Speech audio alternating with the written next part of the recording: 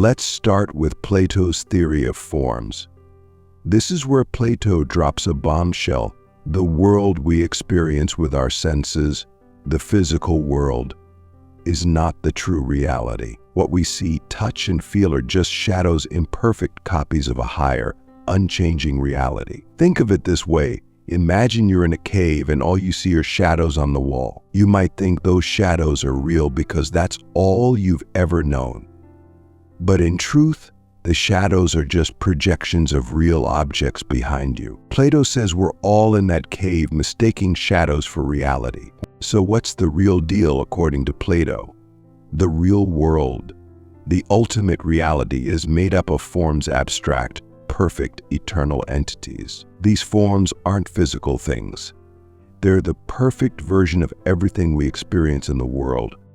There's a form of beauty, a form of justice, a form of a tree. The tree you see outside your window is just a flawed, temporary version of the perfect form of a tree.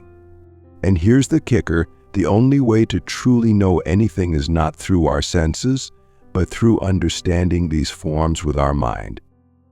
Click subscribe to this channel to get more topics you love. Think about that for a second. What if everything you've ever experienced is just an imperfect reflection of something greater, something perfect that you can't see or touch? Plato is challenging us to rethink what we consider real. We spend our lives chasing after things: money, success, relationships, but Plato might say we're just chasing shadows. The real truth, the real beauty, is beyond what we can see. But how do we get to this truth? Plato believed that knowledge of the forms is not something we can learn through experience or observation. Instead, it's something we have to recollect. He thought we're all born with this knowledge deep inside us, but we've forgotten it. The process of learning, then, is really just a process of remembering. It's like we're all born with a map to the truth, but we've forgotten how to read it. The philosopher's job is to help us remember. Now, here's something that will blow your mind.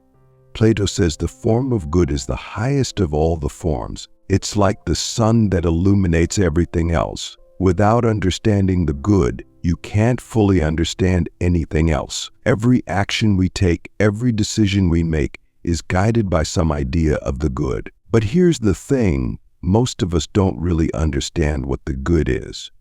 We think we're pursuing what's good for us, but we're actually settling for lesser goods, just shadows of the real thing. Let me ask you this: what do you think is the ultimate good in your life? Is it success, happiness, love? Plato would say that unless you've truly grasped a form of good, you're just wandering in the dark, mistaking lesser goods for the real thing. All right, let's keep going. Plato didn't just stop at the theory of forms.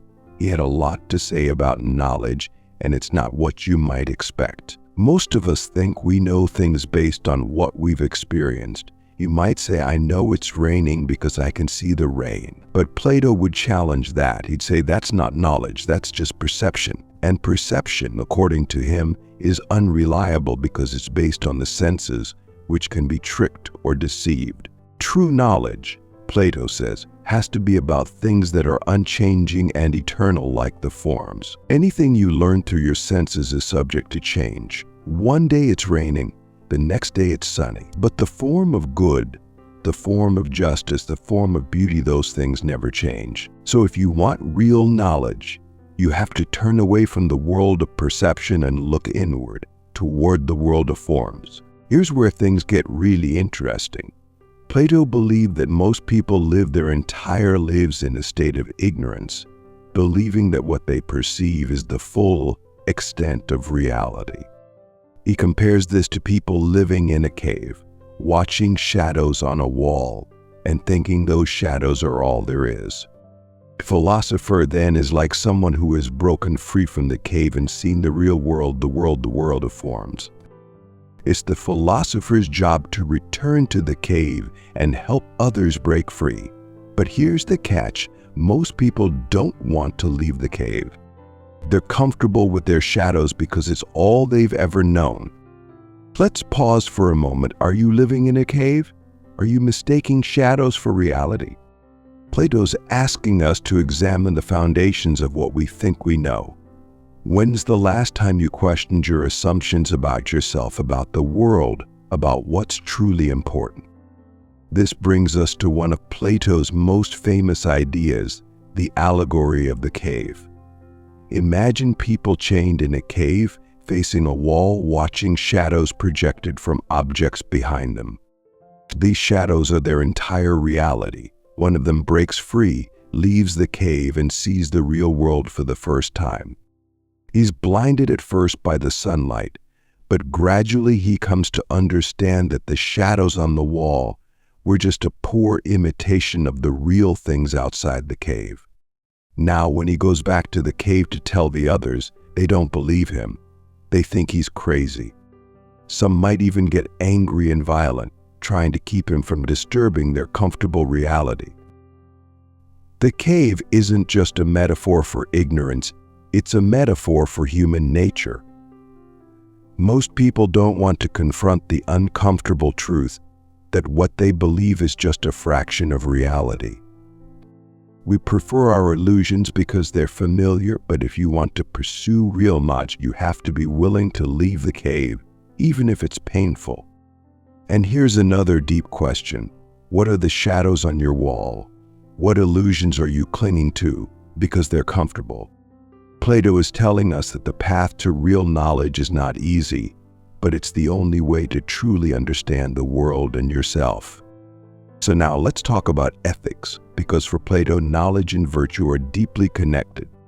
He believed that to truly know the good is to naturally act in a virtuous way. In other words, if you understand what is truly right and just, you will live a life of virtue. This might sound simple, but it's actually a revolutionary idea. Plato is saying that all wrongdoing stems from ignorance. People don't do bad things because they're inherently evil. They do bad things because they don't truly understand what's good. Think about that for a second. Plato is suggesting that moral failings are not about character flaws, but about a lack of knowledge. If someone lies, cheats, or steals, it's because they don't truly understand the consequences of their actions. They don't grasp the higher form of good. If they did, they wouldn't act that way. Here's where this gets practical. Plato's idea suggests that education is the key to ethical behavior. But not just any education that helps you understand the forms, that helps you grasp the deeper truths about life. This is why Plato believed that philosophers should be the rulers of society. The ones who understand the forms, who have broken free from the cave, are the only ones truly equipped to lead. They're not swayed by personal gain or pleasure because they see the bigger picture. Now, I want you to reflect. What's guiding your decisions, true knowledge or ignorance? Are you acting based on a deep understanding of what's right, or are you just reacting to the world around you, driven by desires and perceptions? Plato's philosophy doesn't just stay in the realm of theory.